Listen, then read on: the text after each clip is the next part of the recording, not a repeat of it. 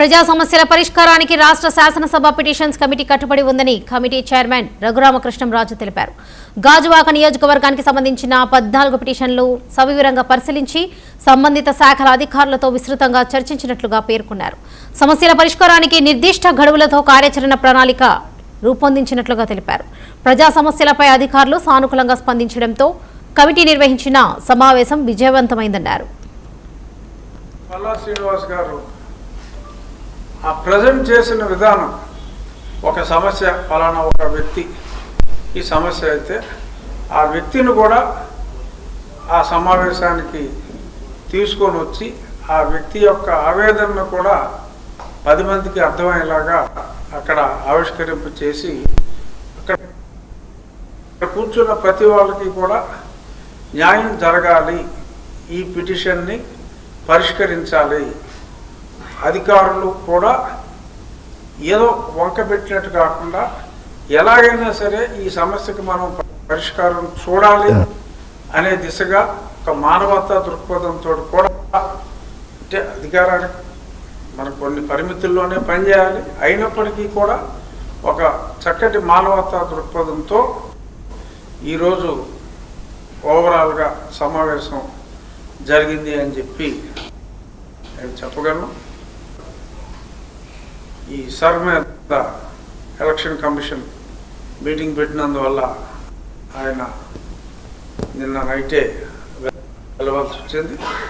అయినప్పటికీ joint collector గారు చాలా తరోగా అన్ని ఫింగర్ టిప్స్ మీద షీఈస్ వెరీ తరో.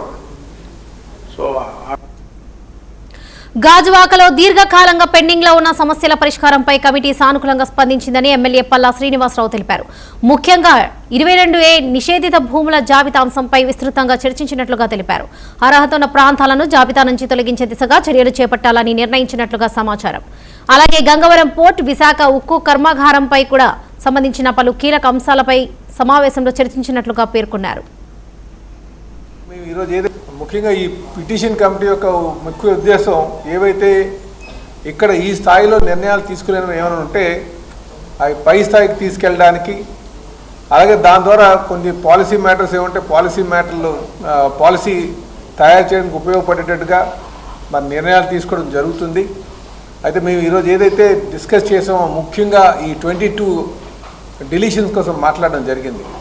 అది ఎలాగంటే కొన్ని కోఆపరేటివ్ సొసైటీలకి అమ్మినటువంటి సైట్లని అప్పుడు గతంలో అవి చెరువు గర్భాల్లో ఉండడం వల్ల, అలాగే కొన్ని ప్రొహిబిటెడ్ ల్యాండ్స్లో ఉన్నటువంటి కారణాల వల్ల అవి 22లో పెట్టడం జరిగింది. సో వాటిని ఏదో విధంగా బయటకు తీసుకురావాలి, ఎందుకంటే అక్కడ పూర్తి స్థాయి నిర్మాణం జరిగిపోయింది అని చెప్పి వాస్తవ స్థితిని కమిటీ మెంబర్స్ చెప్పడం, దాని మీద ఒక నిర్ణయం తీసుకునే దిశగా వాళ్ళు అక్కడ చర్చించడం జరిగిందని చెప్పి ఈ సందర్భంగా తెలియజేస్తుంది. ఎందుకంటే ఇవి పిటిషన్ కమిటీ స్థాయికి వస్తే తప్ప ఈ నిర్ణయాలు జరిగేటటువంటి పరిస్థితి కాదు. కనుకనే మరి ఈరోజు పిటిషన్ కమిటీకి తేవడం జరిగింది.